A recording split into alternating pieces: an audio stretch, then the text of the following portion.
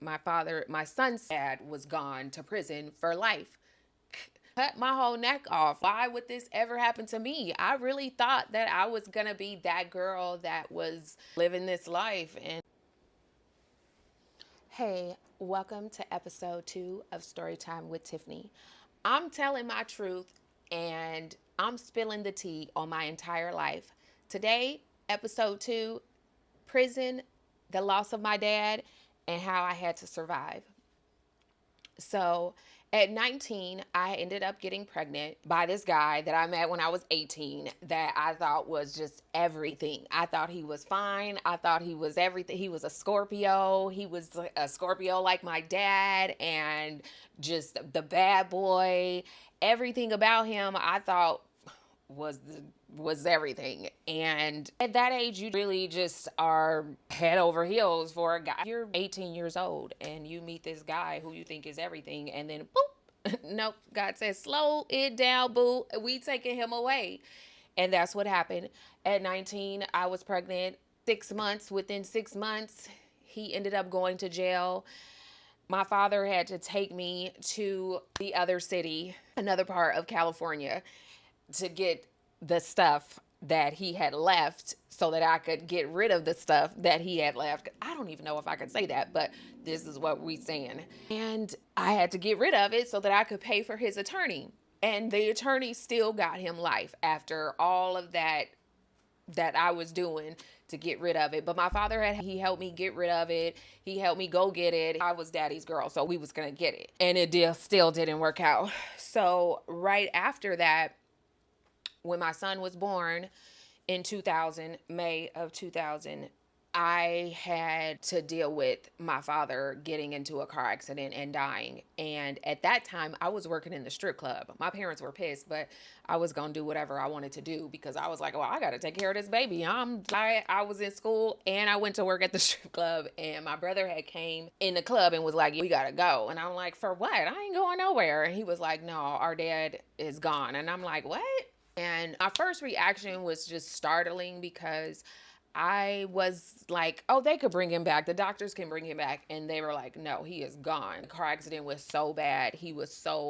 When I went to try to identify him, his whole face was it was just really bad. But I needed to see him to make sure that he was really gone because I couldn't believe it. The love of my entire life is gone. My father is my first love, and he was gone. And so that was February of 2001. I was going to be coming of age at that point. And no, he was gone. Life was like, no, boo. No, that's not your life. We're going to put you in survival mode and you're going to have to figure it out with no man, no dad.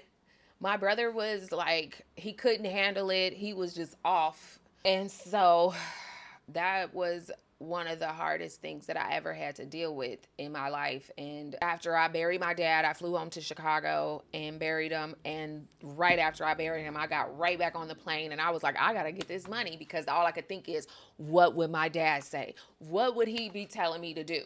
And he would be like, girl, pick that chin up and go figure out your life. Go, keep going. And so my whole life was, I'm working in this strip club, but I'm about to get this money. And that's when I started drinking. And I was slanging shit in the club or whatever. And everybody was doing it. And I was just like, I'm not doing that shit. So I was just slanging it. But at that time, my whole life was just crumbling and I wanted to numb the pain.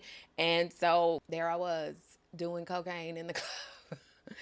It's not funny, but I'm telling my truth and this is what it is. And so that first hit was like, I think I made $8,000 that night. I was making so much damn money. I was like, shit, nobody's gonna know. Nobody's ever gonna know. Until I started passing out on the floor, until I would walk out the VIP room and just boop, fall on my face because I couldn't handle it. And I would have money, rubber band to my thigh, rubber band to my shoes, and just a whole mess.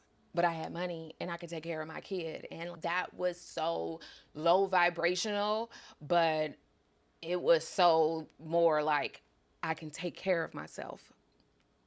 And so that was the balance that I was going with, is that I could take care of myself and I could take care of my kid. And if my mother needed anything, I could give her anything. And if my brother needed something, it was nothing. And it was still in the lowest vibration of ever.